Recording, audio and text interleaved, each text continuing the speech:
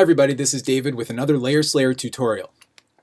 In this one, we're going to cover those situations where you want one part of your layer to pass behind another layer, and then you want the other part of your layer to pass in front of it. That's a situation I call weaving your layers. And Layer Slayer provides a seamless way of doing this that requires almost no masking work. And along the way, we're going to revisit the live link function, which you'll see solves a problem related to the wiggle expression. Take a look at this setup. These paper strips with horses running along them have somewhat random motion, and that motion is driven by wiggle expressions in the position and rotation properties of each of these layers, in the green, blue, and orange layers. On top of that, the motion is parented to a null layer. So we've got wiggle expressions driving each layer, and they're all parented to the same null layer.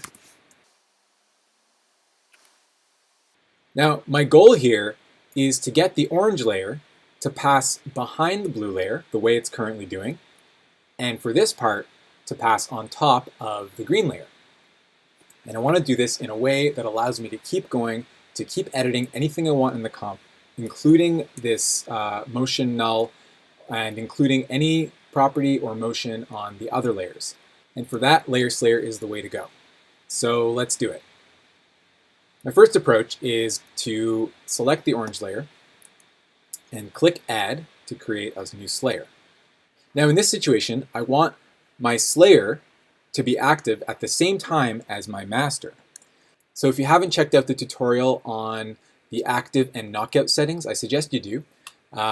That'll bring you up to speed just to see what I'm talking about right here. So I'm going to go ahead and select the master layer, and I'm going to turn off the knockout effect. That'll make it visible at the same time as the Slayer. Now, notice my problem here. My Slayer is not visually synced up with my master, and it's a situation where clicking Update won't help. I'm going to spare you the problem solving and just point out that it's related to my wiggle expressions. So in my orange layer, I have these wiggle expressions, and they generate random motion. The problem with that is behind the scenes, Layer Slayer is using pre-comping to generate the new Slayer. And the pre-comp that it uses is generating different random motion.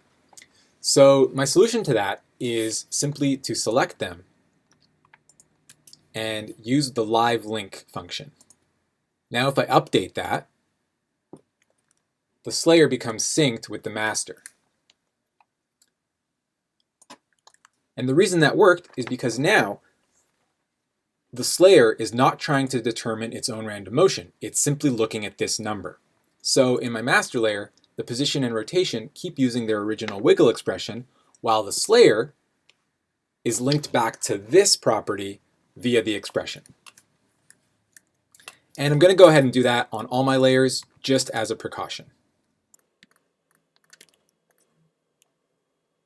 And I'm going to update my Slayer by selecting the layer and clicking Update. Now, so far what I've done is I've created a Slayer that's showing above my master, except now the Slayer is entirely on top of the green one. Now I'm looking for a way to get this part to go over the green layer and this part to stay under the blue layer. I'm going to draw a mat for my orange layer that subtracts the part that goes under the green.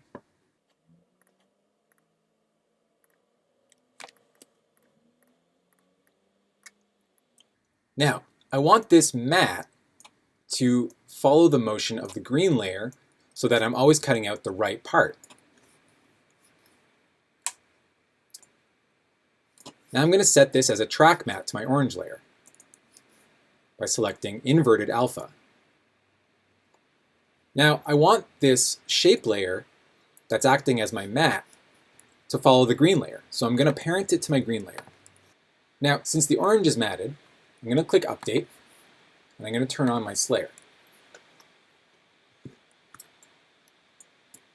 Now for the Slayer, which is supposed to pass above the green layer, I actually want the opposite of the mat that I'm using for the master.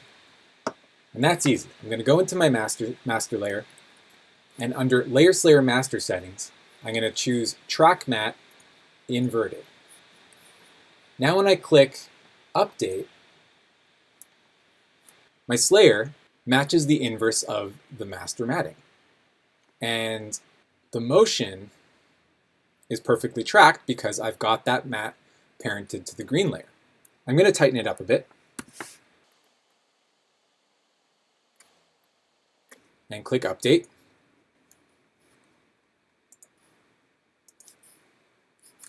And that was quite easy.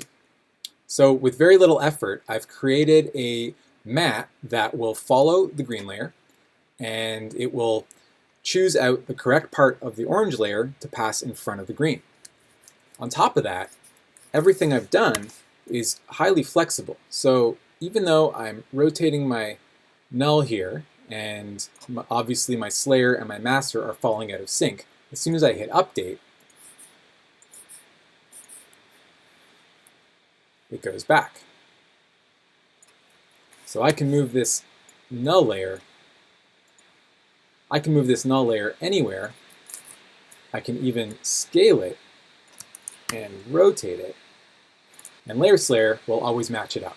Now, if I wanted to see those changes in real time, you might remember the way to do that is to select the properties you want to update in real time and click the Live Link function, update your Slayers, and now we won't even see the Slayer get broken. Notice how my master layer for the orange strip and its Slayer are really acting like one layer. It just happens to have the magical property of being in two places in the layer stack at one time. And that's how you weave layers with Layer Slayer. Thanks for watching.